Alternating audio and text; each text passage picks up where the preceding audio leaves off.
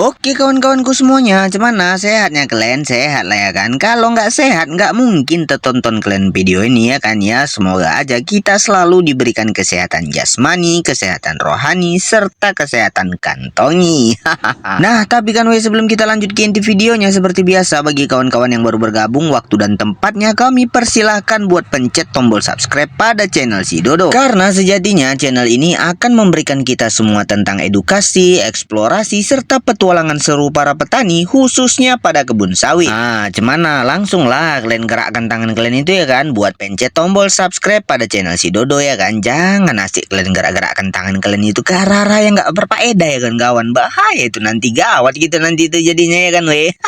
Nah kalau kayak gitu ya kan weh, ngomong-ngomong tentang sawit dodosan, kawan-kawan udah pada tahu belum kalau pada fase ini sebenarnya sawit dodosan itu memiliki yang namanya keuntungan serta kerugian tersendiri bagi kita para petani sawit. Nah sawit dodosan adalah sawit yang masih berusia muda. Nah biasanya antara 3-7 tahun ya kawan-kawan, dan tinggi pohon sawit tersebut masih rendah sehingga pemanen bisa melakukan dengan alat sederhana yang biasa kita sebut yakni dengan alat dodos. Nah jadi alat dodos ya, bukan egrek ya kan. Nah jadi di fase ini ada keuntungan dan kerugian tersendirinya, tapi juga ada tantangan yang perlu dihadapi bagi kita para petani sawit. Nah kira-kira keuntungannya apa aja? Yuk kita bahas satu persatu. Nah jadi keuntungan dari sawit dodosan yang pertama yaitu mudah dipanen, karena sejatinya pohonnya masih rendah dan tandan buahnya masih bisa dijangkau dengan dodos.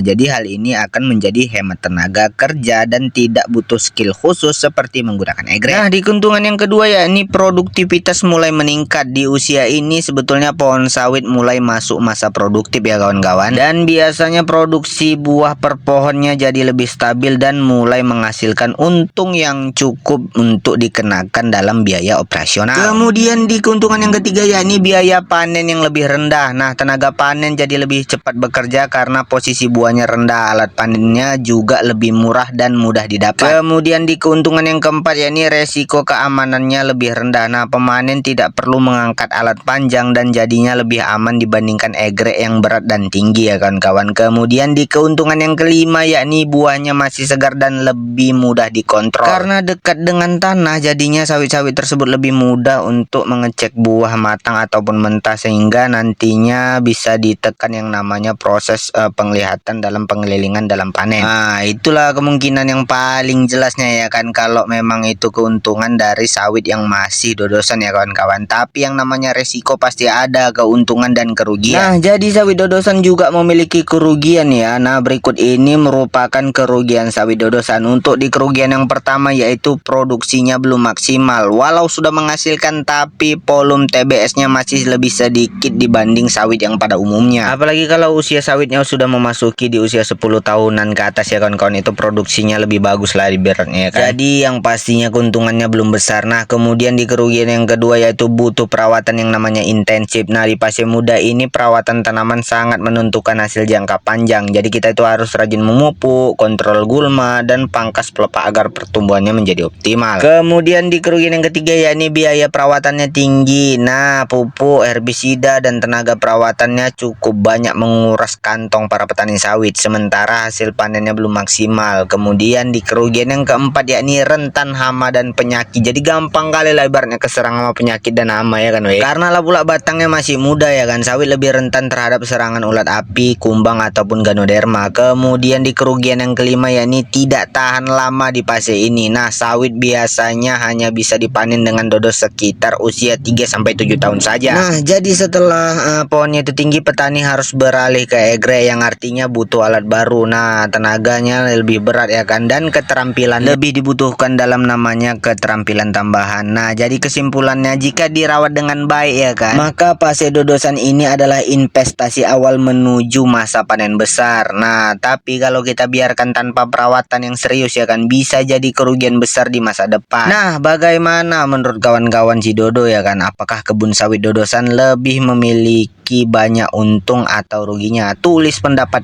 Anda di kolom komentar ya kawan-kawan. Kalau kayak gitu sampai bertemu di video selanjutnya ya kawan-kawan, dadah.